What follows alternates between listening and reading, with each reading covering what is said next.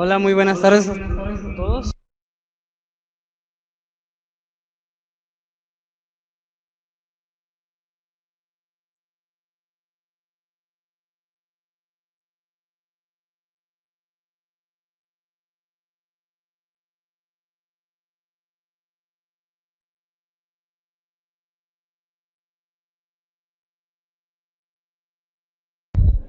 Perdón, muy buenas tardes a todos y bienvenidos nuevamente aquí a las ponencias del DIP 2.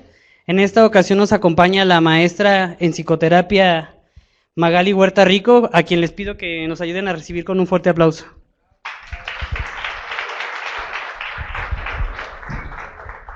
Buenas tardes. Gracias por la invitación, Jafet. Gracias a todos por estar aquí. En realidad soy maestra en hipnoterapia, que eso no es lo realmente importante, pero el día de hoy, platicando un poco con Jafet de lo que están haciendo por ustedes, que cabe destacar que me pareció muy interesante el proyecto y me parece mucho más interesante la postura de ustedes de tomar lo que se les viene a ofrecer. Hablábamos como de algunas propuestas de temas para que algunos de los especialistas que colaboran conmigo vinieran a apoyarles en diferentes áreas que pudieran ser de utilidad. Y le resultó interesante el tema a Jafet, el que le propuse o alguno de los propuestos para estos días, y espero les sea de utilidad. Les comento un poco de qué va a tratar. Hay registros de unos años hacia acá, particularmente en España, ciertas investigaciones por un juez respecto a lo que se está presentando en la conducta de los adolescentes. Jafet me explicaba que el grueso de ustedes tienen niños, pero como en una edad más temprana. Yo le apuesto mucho al trabajo preventivo. Hoy en día estoy haciendo una segunda maestría que es en salud pública, y en salud pública apostamos mucho a la prevención. Entonces, me pareció mucho más interesante traerles este tema por esa razón, sabiendo que tienen hijos que están en proceso de crecimiento. Y además, les comento, le di un enfoque un poco diferente. Esto que se está presentando en los niños y que seguramente habrán escuchado por ahí, que es el síndrome del tirano o el síndrome del niño que se victimiza o el emperador, les comentaba que inicia con una investigación en España. El juez empieza a tener muchos casos de adolescentes y le llama esto mucho la atención. El punto máximo es cuando llega una madre y le dice al juez: por favor, necesito que el Estado me quite la custodia de mi hijo. Se la entrego. Y entonces el juez empieza a hacer como toda la indagatoria y le dice, como, ¿por qué sientes que no puedes ser lo suficientemente madre para tener a este chavo bajo tu responsabilidad? Tenía 16 años el chico. Y le dijo, porque el día de ayer me negué a darle dinero para tomar cervezas, se salió con sus amigos de farra y cuando regresó en la madrugada, yo ya estaba profundamente dormida, él llegó y le prendió un cerillo al colchón donde yo estaba dormida. Cuando yo me empecé a involucrar en este tema me llamó mucho la atención y pensé que lo iba a encontrar claramente en muchos adolescentes. El primer encuentro nacional donde fungí como facilitadora con este tema me llamó de sobremanera la atención, porque cuando yo lanzo la convocatoria y hago la propuesta, yo me esperaba padres de la edad de ustedes, personas jóvenes, y entonces llega una señora y me dice que su hija de 38 años la agredía, la aventaba por la escalera, le pegaba, y el colmo era que la señora la mantenía, ¿no? O sea, un poco creo que su vida no estaba muy equilibrada. Y entonces me di cuenta de que esto no solamente pasa con los chavos y que no solamente hay el efecto o el síndrome de ser tirano con los adolescentes. Lo podemos encontrar en personas más grandes. Desde hace más de 10 años me dedico a la parte clínica, a la consulta privada, y mucho de lo que me encuentro es esto en la actualidad. Ya como parte de mi ejercicio, descubro que muchos de nosotros estamos puestos en ambas posturas y espero poder aterrizar un poco la idea con ustedes. Si tienen dudas, por favor, levanten la mano con toda confianza, luego estoy acostumbrada a la docencia y me voy. Y si hay algo que no queda claro, si hay algo que necesiten que les repita, por favor. Yo soy una eterna convencida de que los que estamos aquí es para alguna razón. Alguien de ustedes o alguien cercano a ustedes le puede servir esta información. Entonces, si algo no queda claro, de verdad evitémonos como irnos con esas dudas. Siempre les digo a mis alumnos que la peor duda y la peor pregunta es aquella que no se plantea. No hay preguntas absurdas, no hay preguntas tontas. Y hace un par de meses me invitaron a dar una ponencia, más o menos este tema, y estaba alguien que hablaba sobre el nuevo sistema judicial para adolescentes. Y entonces yo creo que hoy más que nunca los que son papás y los que tienen sobrinos y los que tienen gente cercana que son adolescentes y pueden identificar alguna conducta de riesgo, es bien importante que estén enterados, porque lo hablaba el juez. Ahora los imputados, además de ser los adolescentes, son los papás. El nuevo sistema está súper estricto, porque a través de todas estas modificaciones, él nos explicaba, parte de lo que se pretende es parar la ola de violencia. Decía que antes el índice número 1 de delitos cometidos por adolescentes en México eran choques, eran peleas callejeras. Hoy en día, y es en este orden, es el abuso sexual entre pares. La otra es, que ya hoy está como muy equiparada, el uso de armas de fuego y la parte de estar involucrados en accidentes vehiculares, donde muere otra persona. Entonces, creo que esto de verdad como sociedad se nos está yendo de la mano. Y voy un poco, insisto, a hablar de lo que vemos con los chicos, un poco lo que pasa con las figuras parentales y qué es lo que pasa con nosotros. Finalmente, todos ustedes, todos nosotros, somos lo que ha sido la suma de lo que han hecho nuestras historias, nuestros pasados, y somos el producto de esto.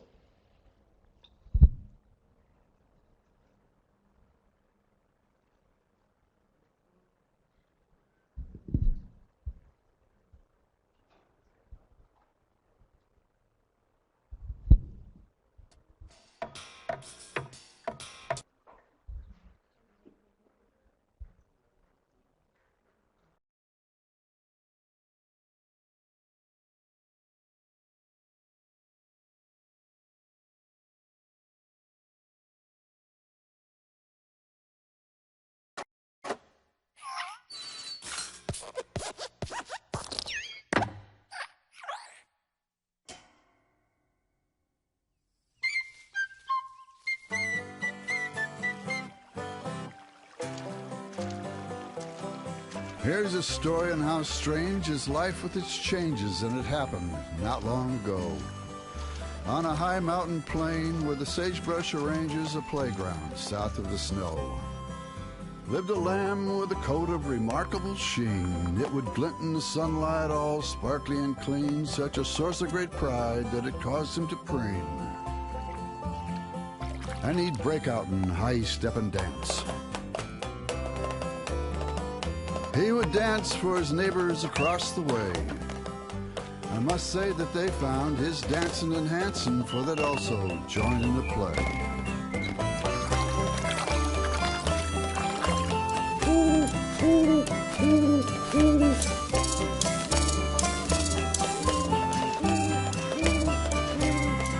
Then one day,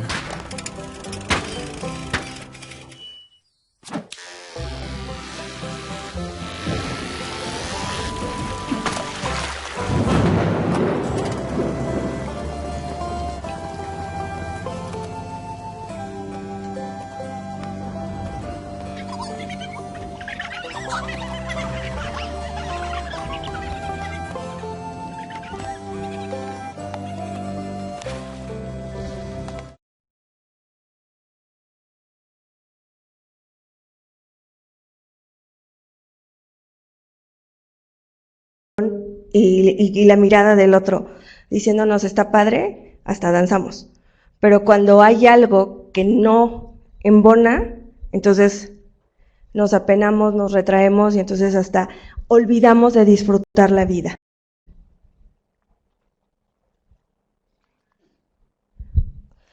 Pues empecemos como por una parte medular. Sé que ya han venido varios de los especialistas, de hecho, Jafet me hablaba de algunos que habían sido mis maestros, y sé que esto ya lo han hablado, solo quiero repasarlo para aterrizarlo. ¿Qué es lo que hoy en día nos está haciendo falta? La salud emocional. Y esto nos está llevando a la salud mental, una deficiencia de salud mental. Hoy más que nunca yo recibo en la consulta privada personas con trastornos de ansiedad. De verdad, de 2 años hacia acá no tienen idea de cómo ha incrementado gente que llega con ataques de ansiedad. Y esto me llevó a indagar un poco. Y hay una psicóloga chilena, Pilar Sordo, porque si les interesa la busquen, que hace unas investigaciones bastante interesantes. Y dentro de estas investigaciones parten de por qué en su país la gente deja de sonreír. Y un fenómeno que hasta que no lo leí con ella, me hizo como eco y empecé a revisar. Y además yo creo que para ustedes es familiar porque mi trabajo está también por esta zona. El punto es cuando ella un día regresa de una conferencia y aterriza y se da cuenta de que en su país, que tenían que haber estado antes de que ella se fuera, no duró 3 años, que en su país había muchas farmacias. Y entonces empieza a investigar qué es lo que pasa con la gente, que cada vez había más farmacias. Ella hace estas investigaciones y ella, pues obviamente no puede ser patrocinada por ninguna empresa telefónica porque habla de los límites hacia los hijos con la telefonía, con los límites hacia las personas con la telefonía.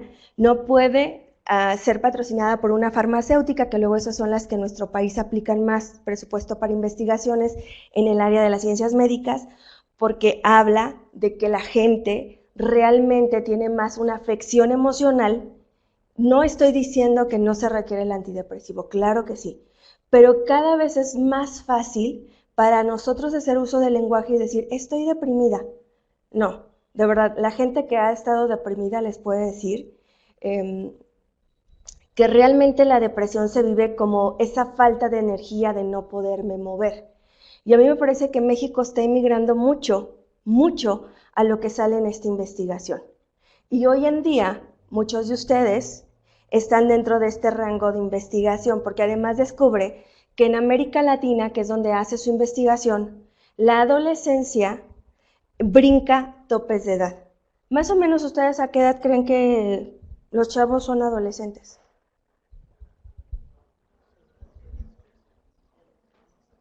Hasta los 18. No voy a evidenciar gente porque a mí no me gusta ser evidenciada por mi edad, pero aquí hay algunos menores de 30 años, digan sí o no. Ok, están en la adolescencia. La adolescencia hoy en nuestro continente, en nuestra América Latina, se extendió de los 9 a los 29 años. Así que no lo tomen tan chido, porque los que tienen hijos, aviéntenselos hasta los 29 años manteniéndolos y teniéndolos en la casa. O sea, padre, no está el rollo. Hasta los 29 años. Y hoy en día, esto se ha extendido porque los chavos tienen miedo a crecer. De hecho, uno de los textos de Pilar Sordo se denomina así tal cual. El miedo a crecer, no quiero crecer. Y no quiero crecer porque escucho a mi papá, a mi mamá, decir todos los días que viene a trabajar y que viene a trabajar para pagarme la casa, la renta, la ropa, el Xbox, el no sé qué, tarará, pero llega con una cara de aquí hasta el suelo. Y entonces donde me dice que es tremendamente infeliz y que llega y que se queja 20,000 de la vecina, de la compañera, del jefe, de todo mundo. Y entonces el mensaje que hoy día les estamos mandando a los chicos es que ¿para qué creces? Si de verdad en la vida adulta se sufre bien feo, no eres feliz. Ajá. Y entonces esto está alargando los procesos, está haciendo que los chavos se tarden más. Pero imagínense una chica ya a los 9 años con una madurez sexual, genitalmente, orgánicamente, pero a los 9 años con una incapacidad emocional para manejar esas situaciones. De verdad, como sociedad nos vienen graves, graves problemas. ¿Qué es lo que está pasando? Que estamos separando a los niños de este principio de realidad. Generalmente y pocas veces existe este contacto físico con los niños, existe este contacto emocional con los niños, porque no sabemos también cómo estamos nosotros. Y aquí lo dice, antes de que tú revises las emociones del otro, revisa las tuyas. ¿Y cómo están tus sentimientos? Se los puse de una manera muy sencillita. Creo que por ahí le pueden entender. Si ya han conocido cuáles son los sentimientos básicos, ¿alguien se acuerda cuáles son? Alegría, miedo, amor, tristeza y enojo. Ámate. Y entonces enseñen a sus hijos a amarse, a validar el enojo. Ustedes validan el enojo.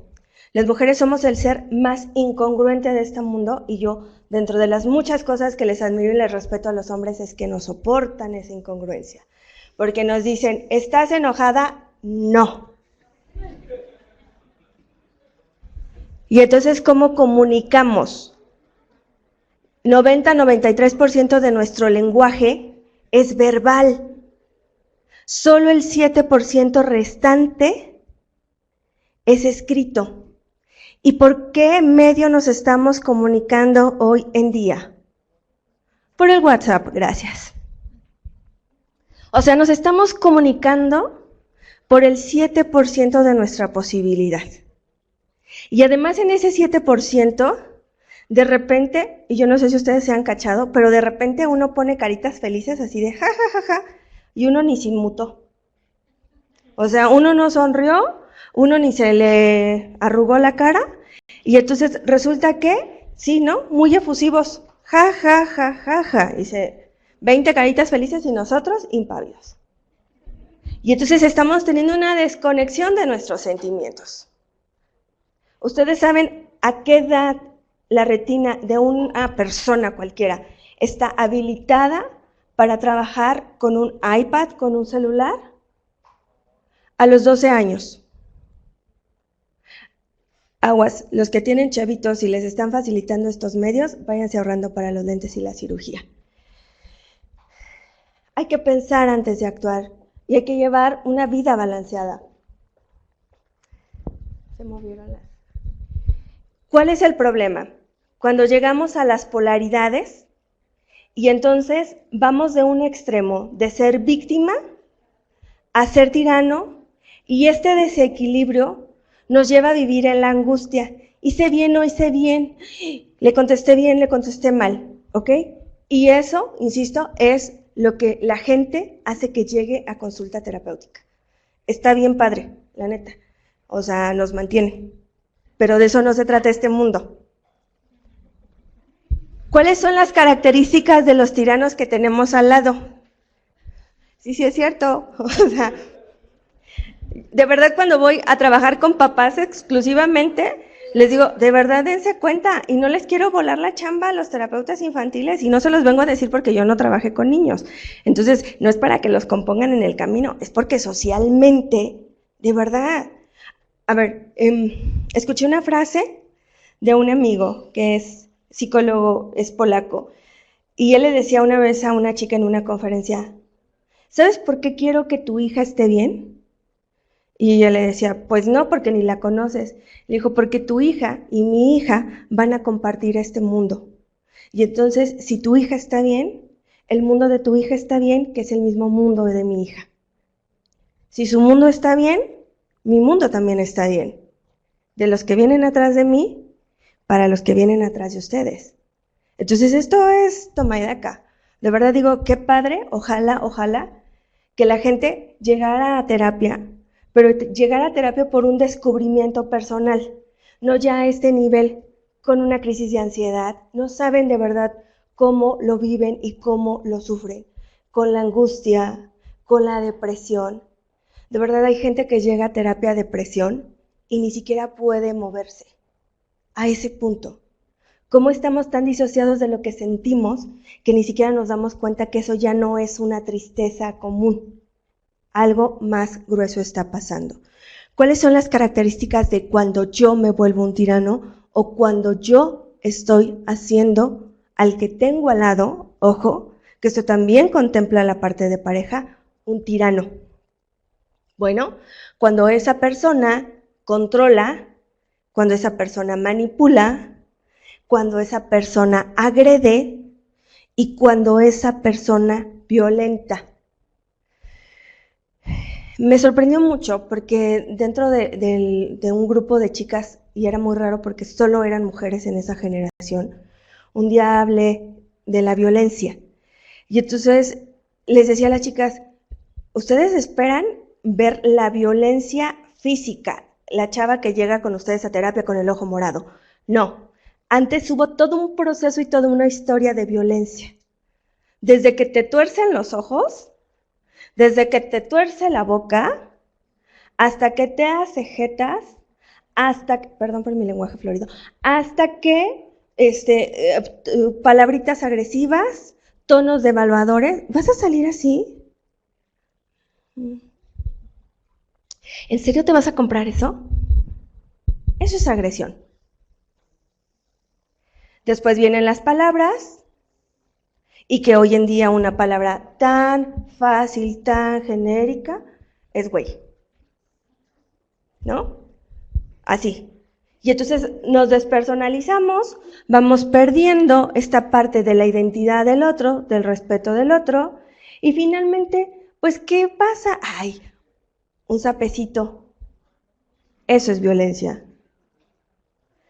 Un aventoncito, y entonces después las mamás preguntan que por qué sus hijas llegan con el ojo morado, golpeadas, y de verdad llegan así. Pero hay otro tipo de violencia, y esta es la violencia que se victimiza, y esa es la que menos percibimos como violencia. Yo le decía a Yafet que realmente estoy aquí más por amistad de él, porque no es algo que a mí me encante, como esta parte de estar parada aquí. Siento que a veces las ideas como que no me fluyen mucho, pero en alguna ocasión tuve la oportunidad de ser invitada a trabajar para el DIF en este Día Internacional de la Lucha contra la Violencia. Y yo les decía, de verdad, algo tengo que aprender porque me cuesta mucho ese tema.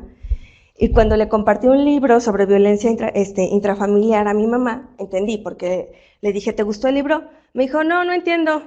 Porque no entiendo por qué se quedan ahí si les están pegando, pues que los manden a la chingada. Y dije, sí, mi mamá tiene toda la razón. Entonces, no estoy como en esa sintonía de la violencia.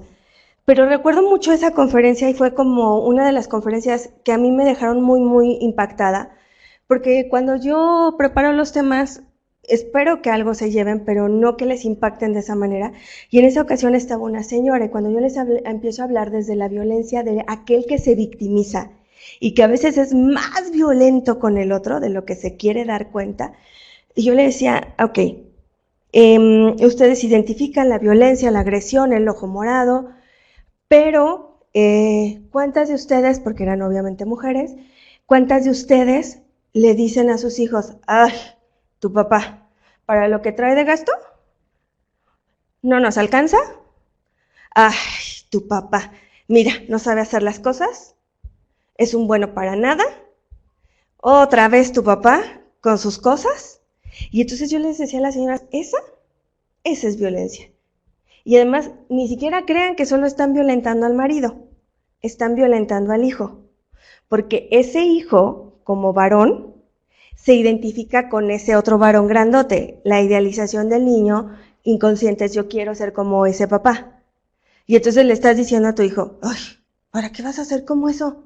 O sea, velo, no sirve para nada, ¿no? Y entonces me impactó de sobremanera, y yo estoy muy convencida de que nosotros, en la postura en la que estamos como psicólogos, como psicoterapeutas, somos emisores de mensaje, y lo recibe quien está preparado y quien necesita recibirlo. Y al final de la conferencia, la señora llorando se acercó y me dijo, yo nunca me había dado cuenta de que había sido tan violenta con mi hijo. No tenía noción que eso era violencia. Pues sí, porque está devaluando la masculinidad de su padre, por ende la masculinidad de su hijo. Y entonces la señora, yo quiero creer que así fue, se comprometió solemnemente conmigo, yo le decía más bien es compromiso con usted, a que nunca más iba a ser violenta diciendo ese tipo de cosas a su hijo. Le dije, de verdad, ojalá lo haga. Y esa es una violencia. Y esa violencia que nos vuelve víctimas y que yo estoy aquí y todo me pasa a mí y todo me sucede a mí y el vecino me ve mal y la de al lado. No eres tan importante. Tú no sabes si la que tienes sentada en el escritorio de al lado o el que tiene sentado al escritorio de al lado tiene alguien en el hospital. No sabes si pudo o no pagar la renta. No sabes si está a 2 de divorciarse. Y entonces el otro está torcido o la otra está torcida por sus propios demonios, no por ti. No eres tan importante. Pero nos sentimos muy importantes y entonces me ven feo. No, ni te ve feo, ni a veces ni te está viendo. Solo tiene la mirada perdida, ¿no? Y entonces todo me pasa a mí. No todo te pasa a ti. Tú te pones o no te quitas para que las cosas te pasen a ti. Y dentro de la lista de ponentes que me mostró Jafet, vino alguien con ustedes que fue mi maestro, Pino Dueñas, y recuerdo mucho que un día una de mis compañeras le decía, Pino, es que a mí todos los hombres que me tocan son infieles. Y algo muy claro que nos dijo Pino, no te tocan, te los buscas, no los buscamos. ¿Qué pasa con un niño o con una persona que yo victimizo? Porque no puede, porque no sabe, porque no hace. Yo lo victimizo. Digo, en esta parte de equidad de género y demás, yo veo muchas mujeres que en buena onda, o sea, el salero está ahí y hasta eso le acercan al marido. No, es una pérdida calórica que muchos necesitan estirarse por el salero. No les pasa nada. No los hagan inútiles, no los victimicen, si pueden. Y luego se quejan de que no les sube el garrafón. Y luego, a ver, entonces, seamos congruentes con los mensajes que mandamos. O volvemos víctimas, porque aquí la bronca es muy grande. Si en mi entorno hay una víctima, ¿qué hay? También un tirano. No necesariamente. Acuérdense, yo no vengo aquí a decirles, si hay una víctima, tú eres el tirano. ¿Quién sabe quién será el tirano? A lo mejor su papá, su mamá, mándenlo a terapia. ¿Sale? Pero si yo estoy fomentando estas conductas en mi entorno, los que son papás, en mis hijos, aguas, ya saben por dónde va. Pero ¿qué es lo que pasa? Que hoy en día, e insisto, esto es desde el rol de ser papás hasta el rol personal. Hay una terrible crisis de autoridad. Decimos y no hacemos, o decimos y no cumplimos. Y entonces, ¿de qué se trata? Esta psicóloga pone un ejemplo muy claro, Pilar, y dice que llega a terapia un niño con ella y él le explicó que todos los papás tienen un número. Y entonces le dice, ¿cómo que todos los papás tienen un número? Sí. Dice, ¿tú tienes hijos? Y ya le dijo ella, sí. Ve, pregúntales a tus hijos qué número tienes tú. Y entonces llegó a la casa y les dijo a sus hijos, que sus hijos ya son universitarios, y les dijo que todos los papás tenemos un número. Y los dos chicos voltearon a verse y le dijeron, sí. ¿Cuál? El 5. Y entonces llega y le da la respuesta al niño a la siguiente sesión de terapia y dice, y ahí ya el proceso terapéutico valió queso, porque entonces yo ya no era la terapeuta, el niño me estaba terapiando a mí. Y entonces el niño le dice, mira, ¿y ya les entendiste de qué se trata? Y no. Y le dice, sí, mira, cuando mi mamá me dice, Juanito, apaga la tele, la primera finjo que no escucho. Después me dice, Juanito, te dije que apagaras la tele. ¿Qué, mamá? Juanito, apaga la tele. Sí, mamá. Juanito, ¿por qué no has apagado la tele? Voy, ma. Si no apagas la tele, voy a subir. Y entonces el Juanito tenía el número 10 y en el 8 se levantaba, agarraba el control, en el 9 se tiraba en la cama y en el 10 apagaba la tele para cuando la mamá llegaba. Y le dice, pero ¿sabes qué? Tuve 10 minutos más de mi programa. ¿Quién tiene la autoridad?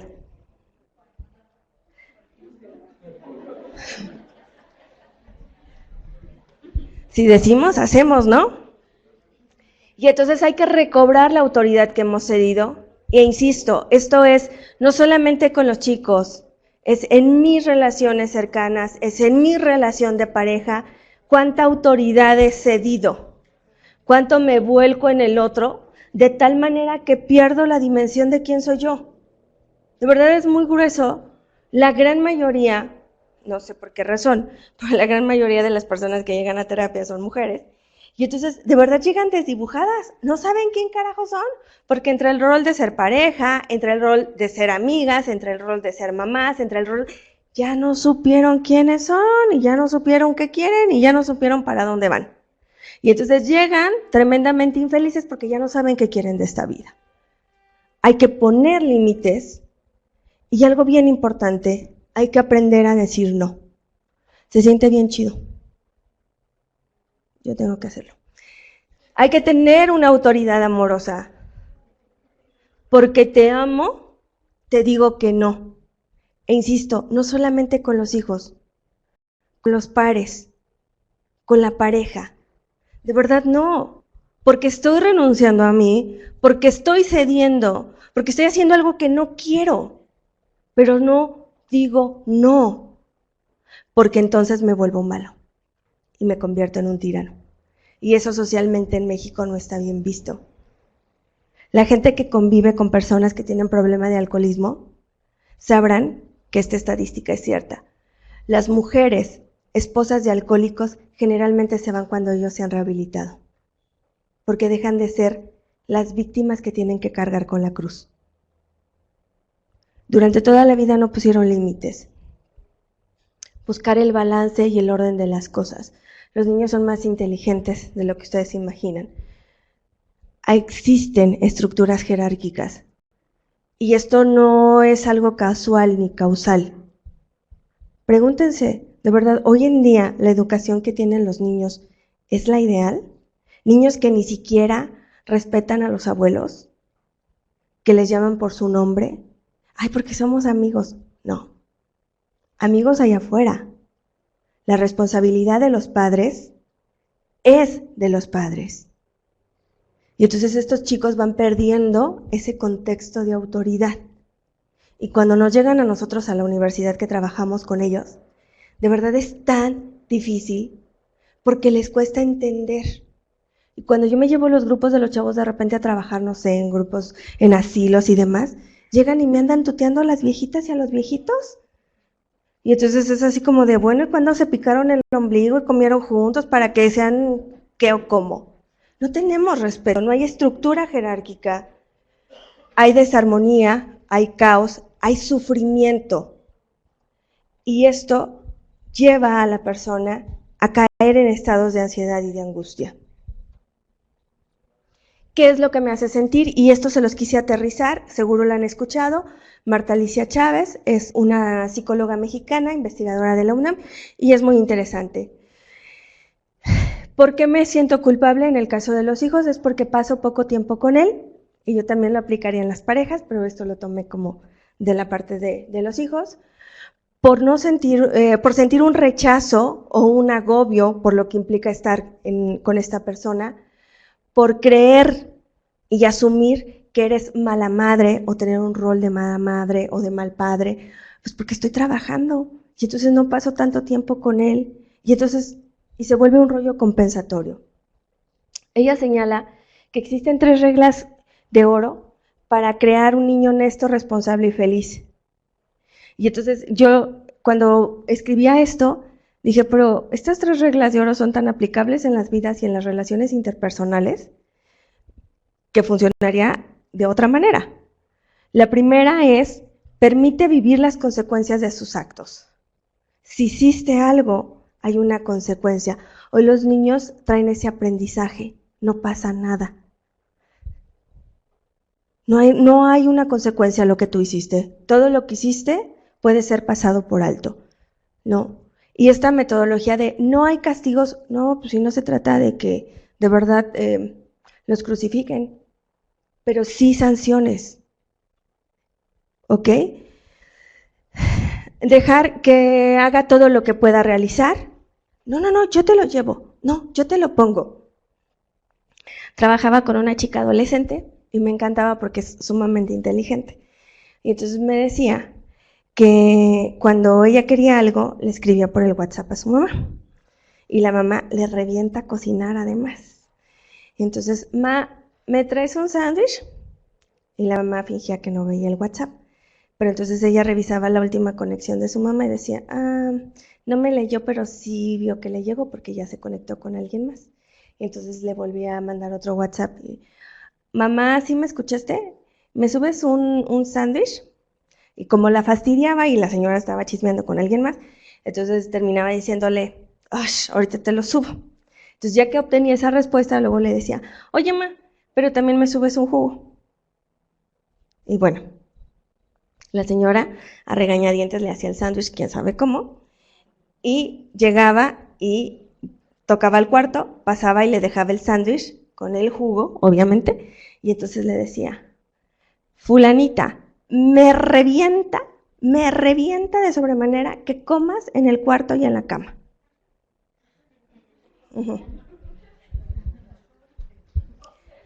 Y aprender a decir no. ¿Qué nos está faltando como sociedad y como globalidad? Jafet me va a hacer favor de repartirles algo. Y esto es algo para ustedes, no tienen que compartir con absolutamente nadie. Y lo que le expliqué a Jafet es que, por favor, quiero que se acerque a ustedes, les ponga los sobres y ustedes, el que quieran elegir, tomen ese sobre. ¿Qué se les anda incendiando por acá?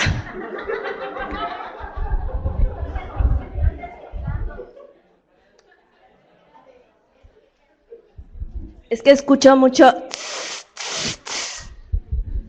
Tengo atención dispersa y no puedo estar en todos lados y no sé si algo se está incendiando para salir corriendo.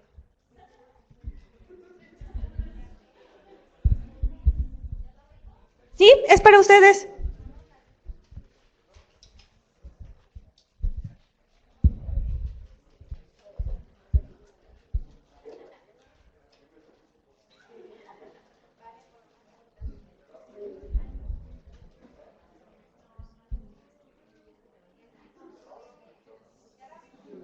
Sí, lo pueden abrir, lo leen para ustedes y esto es personal, esto es algo que me gustaría que se llevaran y que un poco lo hilaran con lo que estamos revisando y al final se llevaran la pregunta de ¿para qué elegí esto?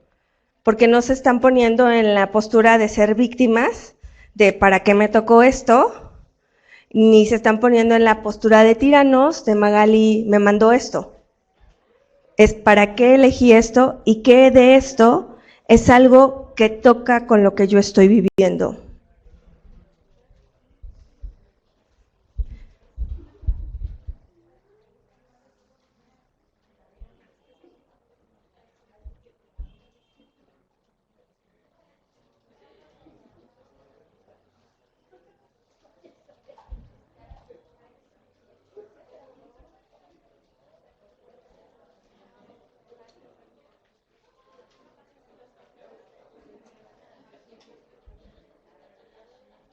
¿Les parece bien si mientras terminan de repartir continuamos? Ok. La pregunta de lo que llegó y que ustedes eligieron es ¿para qué me llegó esto? Y desde mi enfoque terapéutico, la gente siempre tiene que llevarse una tarea cuando trabajamos juntos. Y entonces la tarea sería que de esta frase o de lo que hoy van a revisar aquí, esto lo resuman en una palabra. y en una palabra que ustedes, los que estén listos, los que deseen, puedan trabajarlo a nivel personal. Desde lo que llegó en ese mensaje o desde lo que entendí o desde lo que no quiero ver y desde lo que no quiero hacer, ¿sale? ¿Qué nos está pasando hoy socialmente? Reímos menos y creemos que la risa es para tontos. Les pregunto a mis pacientes con mucha regularidad que cuándo es la última vez que rieron, pero de esa risa que te duele el estómago y que te hace conectar con la vida y con las emociones. Y generalmente la respuesta es, hace mucho tiempo que no hago eso. Estamos desconectados de esta parte emocional. Reímos de la burla y de la ironía. Los prejuicios se basan en la ignorancia. Somos gente prejuiciosa. Ni siquiera conocemos y de inmediato ya estamos emitiendo un juicio. Tiene cara de, parece esto, me dijeron esto, y ni siquiera nos damos la oportunidad de conocer a la otra persona y ya estamos haciendo juicios de valor. En México, desafortunadamente, somos un país que no le gusta que la gente le vaya bien. Y entonces, pocas veces, si no es alguien de nuestro entorno, no nos da gusto que a alguien le vaya bien y que avance y que es como, ay, ¿por qué él y yo no? ¿Por qué lo promovieron a él y yo no? Pues pregúntate, ¿qué estás dejando de hacer y qué sí está haciendo la otra persona?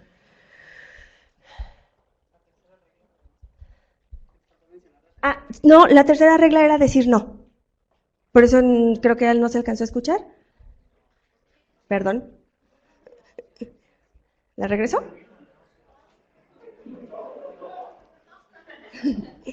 Aprender a decir no. Por eso se las... ¿Ok? Si tienen reclamaciones de la presentación, reclámenla a Yafet y pídansela a Yafet, ya la tiene.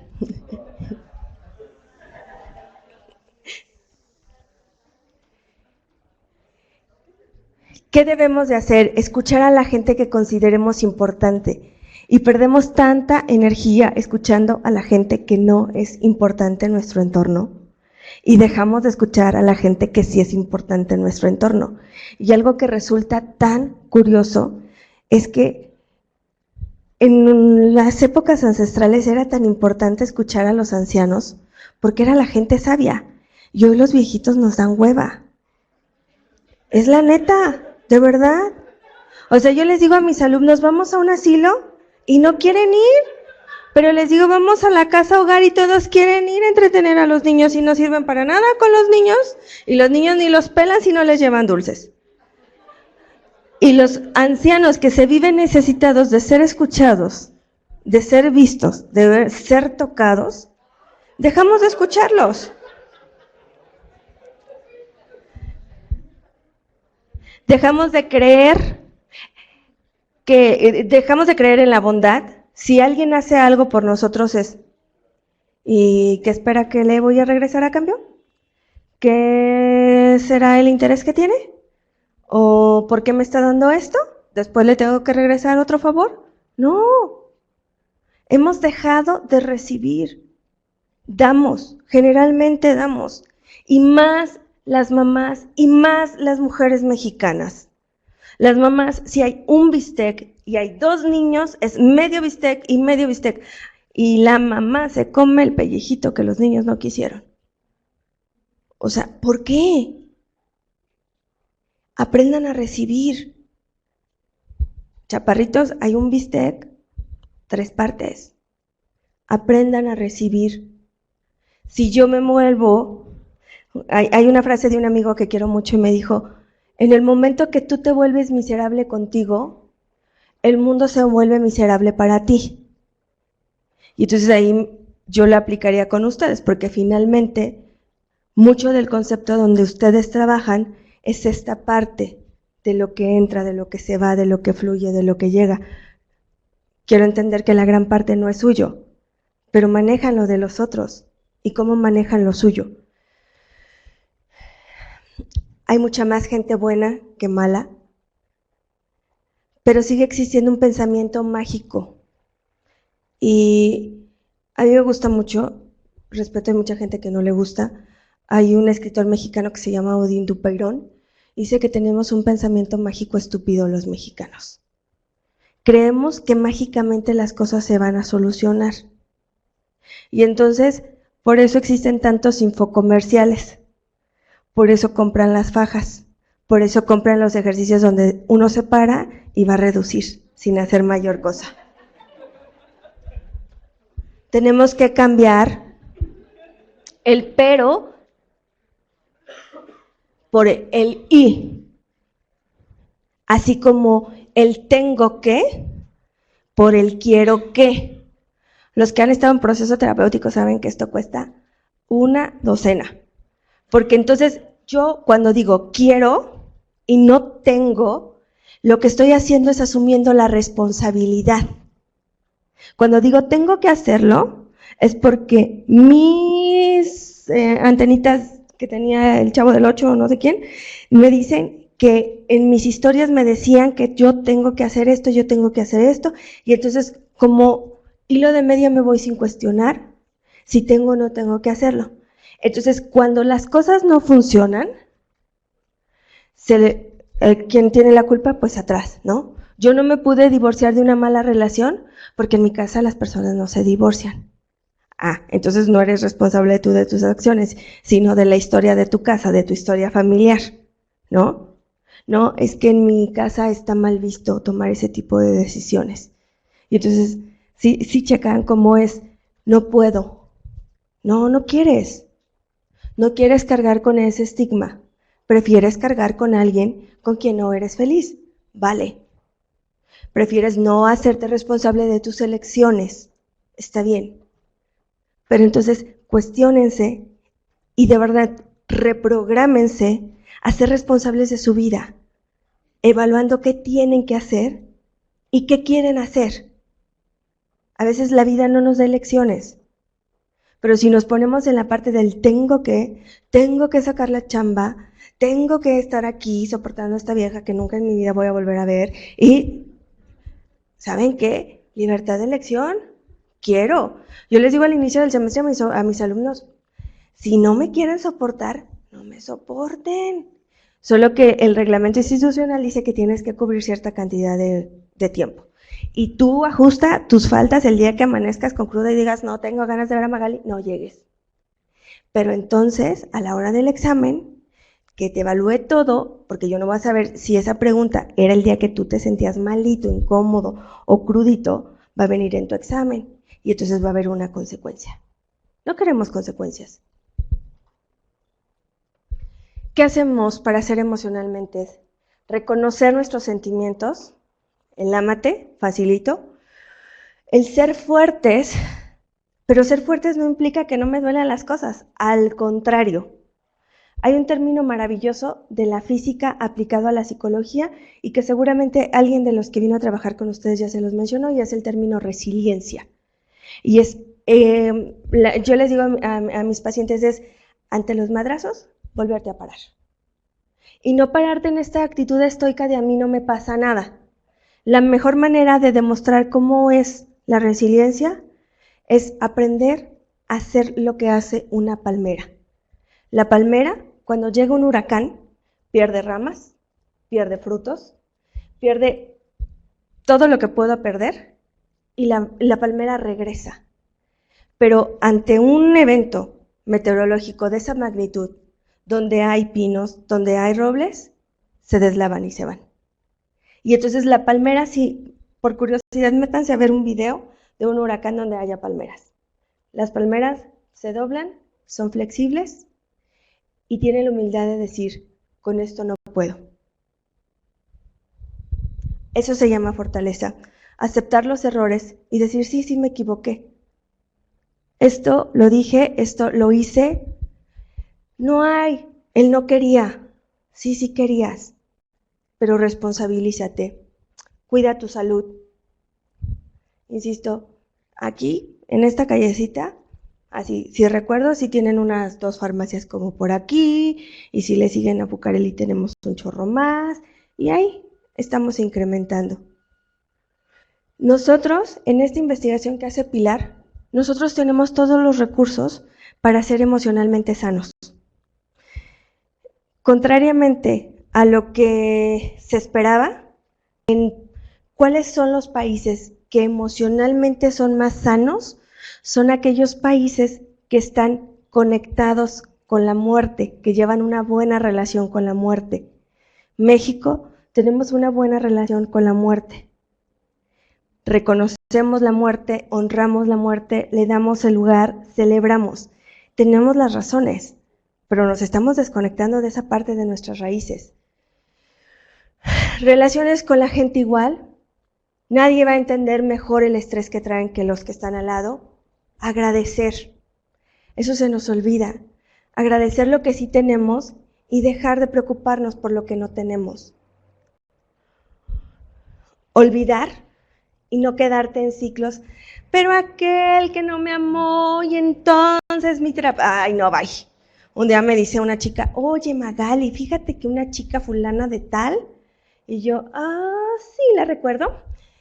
Fue amiga de tu hermano. Y yo, ¿quiere que le pase el teléfono de tu hermano? Y ya me agarré el teléfono de mi hermano y le dije, ¿tengo un sobrino que acaso no conozco? Y mi hermano, no. Le dije, bueno. Le dije, oye, eso fue hace 10 años. Que cierre ciclos, ¿no? Imagínense, ¿qué nivel de pereza? 10 años. Es que mi mamá no me quiso, mi mamá no me abrazó. ¿Y? O sea, tienes dos. ¿Vas y se lo pides o le apechugas? Pero esta parte de estar toda la vida en la postura de todo lo que no, y la víctima, y a mí me hizo, y entonces, no te hizo. Tú te quedaste en la relación. El otro no te hizo, porque a la primera agarras tus tenis y sales corriendo. Tú permitiste. Ajá. Y entonces es cerrar ciclos, soltar, fluir. Uno le va echando piedritas al costal y de repente de verdad ya no puede andar. Conocerte, cambiar. Ya me dijo Jafet que ya nos acabó el tiempo, así que me voy rapidísimo. Todo cuanto te rodea eres tú, con otras caras, otras formas y en otras dimensiones. Aún así, eso es tu reflejo. Lo que ves en el otro, lo que te checa, te choca. Lo que está en el otro está en ti, si no, no lo verías, si no, no existe. Dígale a un niño de 2 años que qué es África, no va a saber, a menos de que la prima se llame África. Pero cuando vaya en la primaria y se tenga que aprender que existe un continente que se llama África, va a aprender. Entonces, lo desconocido, yo no puedo ver la chismosa si yo no soy chismosa, yo no puedo ver, ¿sí me explico?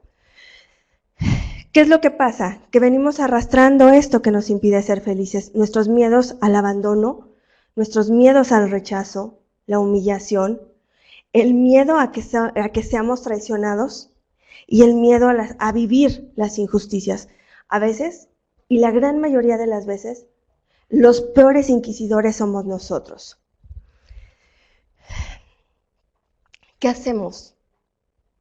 ¿Cuántos de aquí, de verdad, al despertarse, agradecen que amanecieron, que tienen techo, felicidades, que tienen casa, que tienen familia, que tienen lo que necesitan?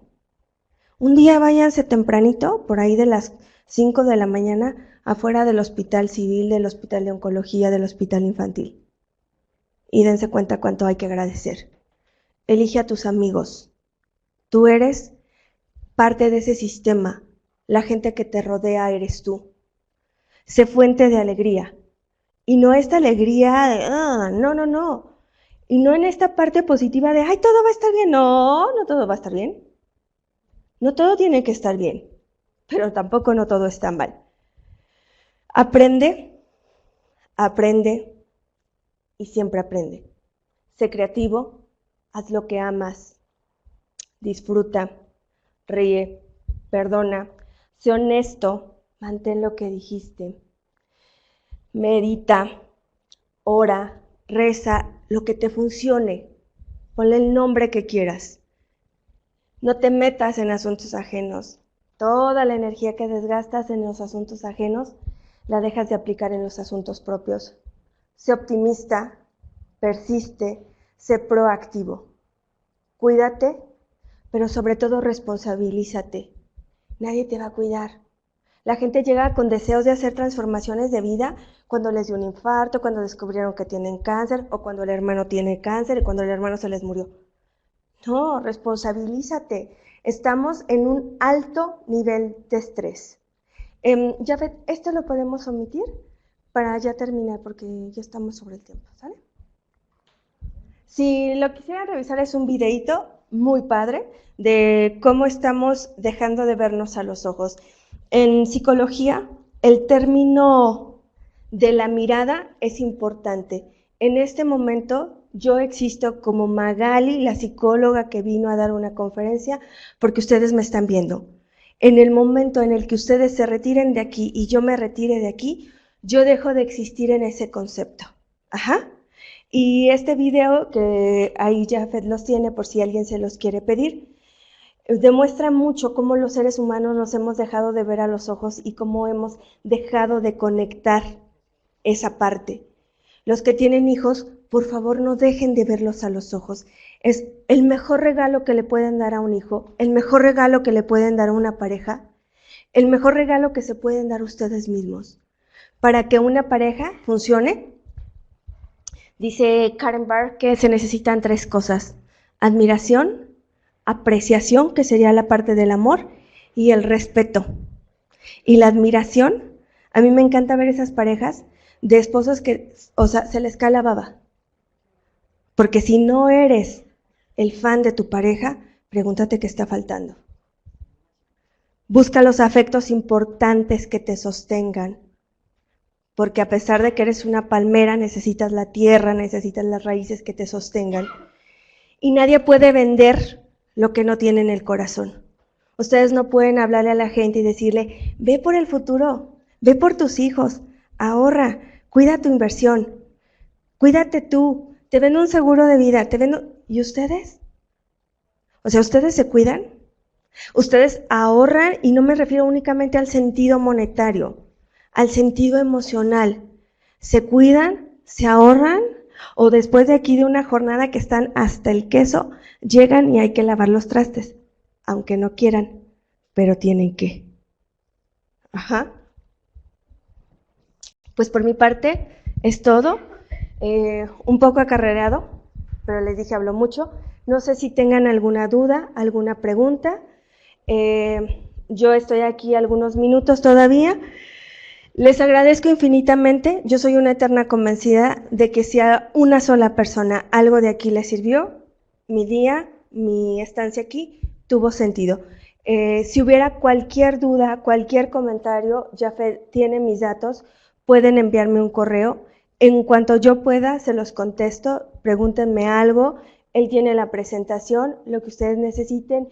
Si algo de esto les llama la atención y quieren alguna referencia bibliográfica para documentarse más, para aprender, con mucho gusto les comparto lo que ustedes quieran. Si hubiera algo y lo quieren externar o si lo quieren hacer de manera privada, pues aquí me quedo unos minutos. Llévense su frase, trabájenla, analicen por qué la eligieron y para qué la eligieron, sobre todo. En la psicología el para qué es el más importante que los porqués. Para algo llegó a sus manos, para algo la eligieron y para algo está ahí. Yo no sé si es para ustedes.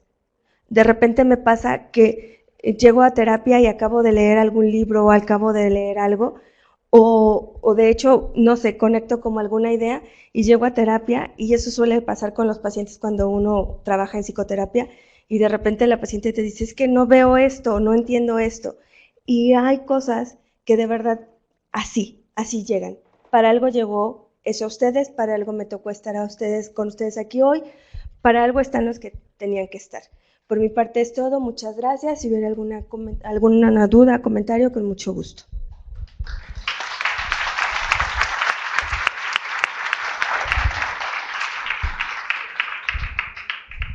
Pues muchas gracias, compañeros, por acompañarnos, y pues los invito a que sigamos puntuales aquí cada viernes como hoy, porque seguiremos teniendo temas como este para ustedes. Que tengan excelente fin de semana.